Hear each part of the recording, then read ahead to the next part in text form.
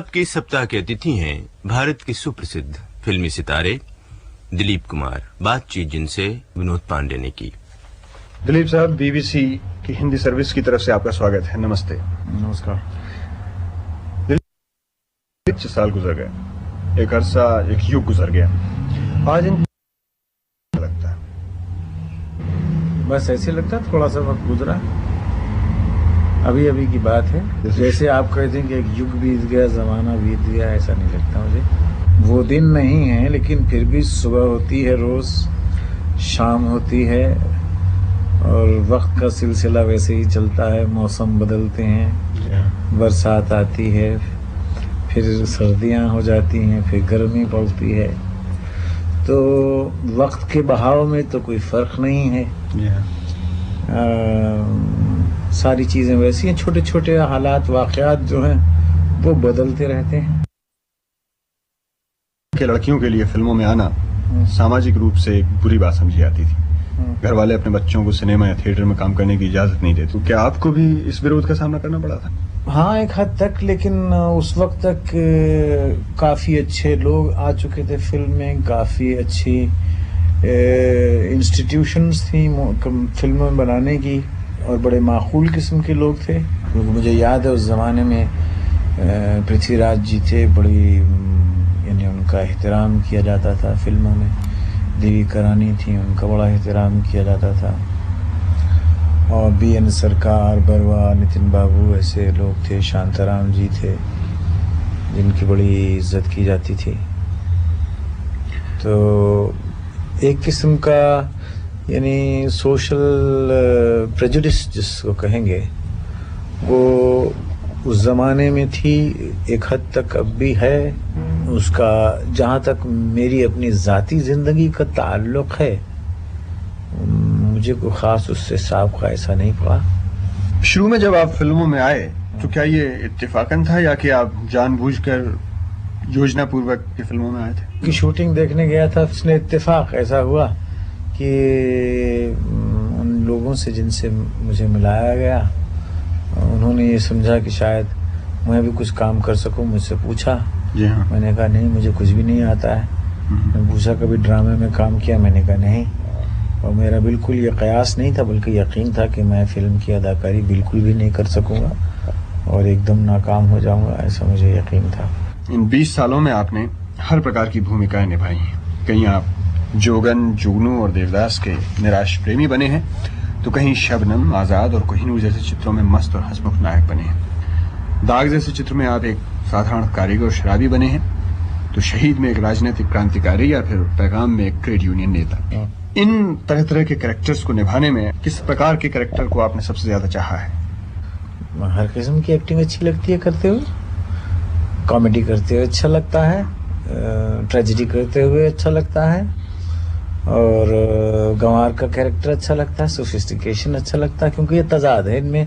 मुख्तलिफ किस्म के जो किरदार हैं वो करने से एक तरह की ड्रिलिंग होती है और उससे इंसान मंझता है, उसका काम मंझता है, उसकी काबिलियत मंझती है। वरना क्या होता है कि एक ही ढंग में लोग प्रैक्टिस करते चले जाते हैं और उनका एक ही किस्म की पर्सनैलिटी फिल्म पर, हर फिल्म में आती है।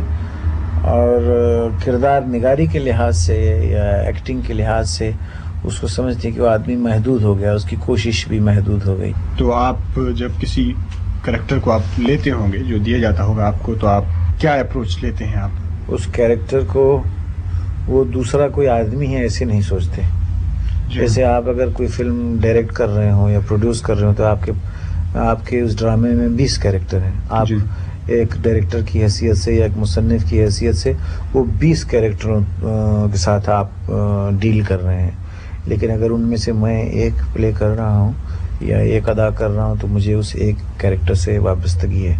आपने मेरे लिए एक कैरेक्टर चुना जो कि 30 साल की उम्र से उसकी कहानी शुरू होती है, और एक कैरेक्टर के एक्टर की हैसियत से मैं देखता हूँ कि आपके पास उसकी 29 साल का डेटा नहीं है। फिर मैं उसका 29 साल का जो डेटा है वो आपकी कहानी के फ्रेमवर्क में मैं खुद उसको तैयार करता हूँ, ताकि मुझे उस कैरेक्टर से एक बुनियादी वाकफियत हो। जी हाँ। तो जो चीज़ आप 30 बरस की उम्र से आप लेते हैं, एक एक्टर की हैसियत से मैं चाहूँगा कि मैं उसे पैदाइश से लूँ, और वो मवाद या वो हादसात जो उसकी ज़िंदगी के आपके पास नहीं हैं, मैं खुद उनको ईजाद करूँ। आपके ख्याल में कलाकारों द्वारा अच्छे अभिनय करवाने में डायरेक्टर का हाथ कहाँ तक होता है? मेरा मतलब है, क्या एक अच्छा डायरेक्टर कलाकार से अच्छी भूमिका ये मुनहसिर है कि बाज़ डायरेक्टर ऐसे हैं जो कि बिल्कुल नए एक्टरों से जो उनकी ज़ाती पर्सनैलिटी है उसके करीब रह के काम कर लेते हैं। कुछ डायरेक्टर ऐसे हैं जिनके काम में जो किरदार हैं उनके काम में अदाकारी के बहुत सी रेंज चाहिए। ऐसा भी होता है कि डायरेक्टर की अपने तख़य्युल यानी उसके इमेजिनेशन से बहुत आगे बढ़कर उसको एक कैरेक्टर, एक अदाकार जो है उसको इंटरप्रिटेशन उसका दे सकता है। लेकिन ये वो कितना मश्क है, उसको अपने काम पर कितना उबूर है, इस पर मुनहसिर करता है। क्यों कि बाज़ दफ़ा वो बिल्कुल गलत काम भी कर सकता है जिसको डायरेक्टर समझे कि ये तो बिल्कुल ठीक नहीं है। वो तो ये कोई ऐसी चीज़ नहीं जिसमें एक ख़ास तौर से एक लकीर खींची जा सकती है कि एक कैरेक्टर ही, एक अदाकार ही एक कैरेक्टर की तख्लीक कर सकता है या उसको क्रिएट कर सकता है, या एक डायरेक्टर ही है जिस पर सब कुछ मुनहसिर है। मैंने अक्सर डायरेक्टरों के साथ जब काम किया तो वो एक हद के बाद मुझे अक्सर छोड़ देते हैं कि तुम क्या सोचते हो, तुम्हारे दिल में क्या आता है, और मेरे दिल में मैं वाकई फिर सोचता हूँ कि क्या है। जज्बाती तौर से कांटेक्ट करने की कोशिश करते हैं कि अगर ये ऐसा हो जैसे आप कहें कि ये भाई ये औरत है, ये माँ है तुम्हारी और ये मर गई है। अब हमको मालूम है कि ये माँ तो ललिता पवार है और ये सामने लेटी हुई है, ये मरी हुई नहीं है। ये आपको इसका इल्म है, और आपकी हर ज़हनी जो फैकल्टी है वो इस बात के ख़िलाफ़ है। ये औरत जो लेटी हुई है ये तुम्हारी माँ नहीं है, ये एक और औरत है और ये ज़िंदा है, और इसने अभी खाना खाया है और अभी उठ के चल फिर रही थी और तुम्हारा शॉट हो जाएगा, उसके बाद फिर चलने फिरने लगेगी। उस सूरत में क्या होता है कि अपने आप को बिल्कुल क़तई नज़र इस बात के कि ये औरत मेरी माँ नहीं है, लेकिन अगर ये मेरी माँ होती तो उस वक्त इंसान का दिमाग सोचने लगता है। हम अपनी माँ का तख़य्युल ले आते हैं, और कई दफ़ा ऐसे होता है कि बड़ी कभी डायरेक्ट तौर से कभी इनडायरेक्ट तौर से अपने जज्बात को कांटेक्ट करना पड़ता है। अच्छा डायरेक्टर जो होता है वो अक्सर ये देखता है कि एक अदाकार में क्या सलाहियत है और वो कितनी दूर तक पहुँच उसकी है, और बार दफ़ा अगर उस अदाकार में ज़्यादा सलाहियत ना हो तो डायरेक्टर हर जगह पर फिर उसको गाइड करता है। दिलीप साहब, आपने यूं तो किसी फिल्म का निर्देशन नहीं किया, पर वैसे सेट्स पर आप अपने साथी कलाकारों को, खासतौर पर नए कलाकारों को, उन्हें अच्छी भूमिका अदा करने में कीमती मदद देते रहते हैं। क्या पूछ सकता हूँ, आपने औपचारिक रूप से किसी फिल्म का निर्देशन क्यों नहीं किया? बस नहीं किया। करेंगे आप निर्देशन कभी? पता नहीं। आपकी जो प्रतिभा है वो निर्देशक के रूप में छिपी क्यों रहे? हम उससे अलग क्यों रह जाएं? देखिए, जब वक्त आए देखेंगे। अभी आप कुछ मुझसे कहलवाना चाह रहे हैं, ये मैं देख रहा हूँ, और मैं नहीं कहना चाह रहा क्योंकि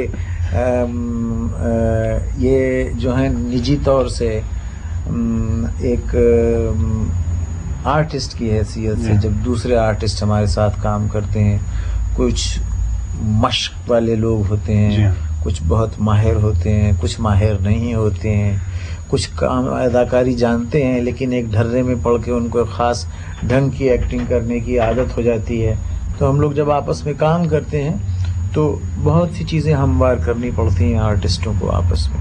इस सूरत से अच्छे डायरेक्टर जो हैं वो अक्सर उमूमन आर्टिस्टों को छोड़ देते हैं कि वो अपना एक रिदम डेवलप करें हर सीन के अंदर।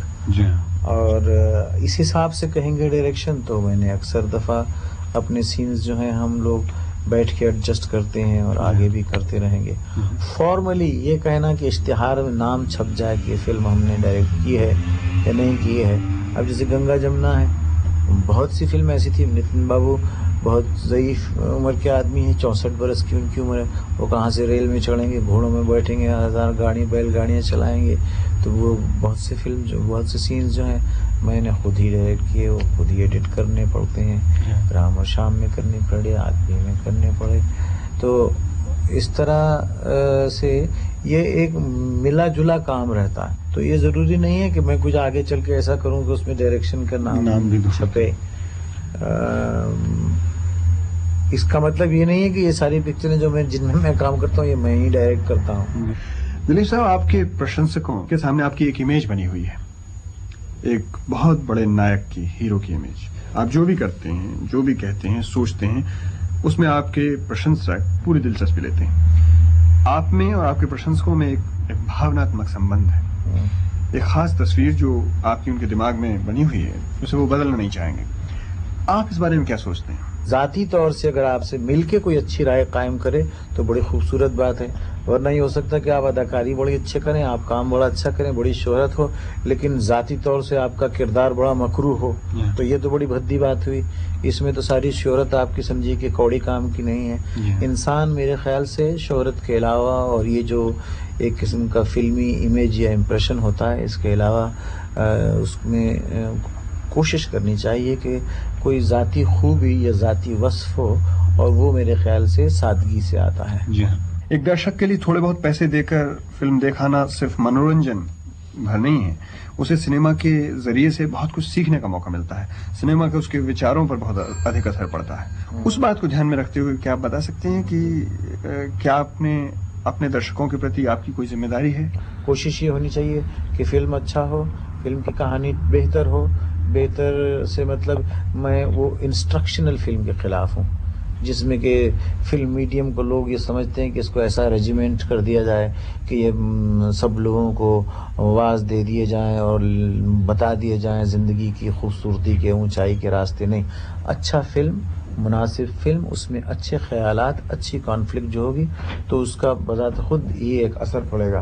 मैं प्रोपेगेंडा फिल्मों के खिलाफ हूँ जिसमें कि बहुत वाज़े तौर से खुल्लम खुल्ला, जैसी कभी कभी देखती हैं कि शराब है, मसलन शराब के खिलाफ ये लंबे चौड़े भाषण और लेक्चर दिए जा रहे हैं, और इसी किस्म के आजकल जैसे ये पॉपुलेशन को जो रोकने के लिए बड़े बड़े लेक्चर दिए जाते हैं। मुझे लेक्चरबाजी की फिल्में पसंद नहीं हैं। वो एक फिल्म को और एक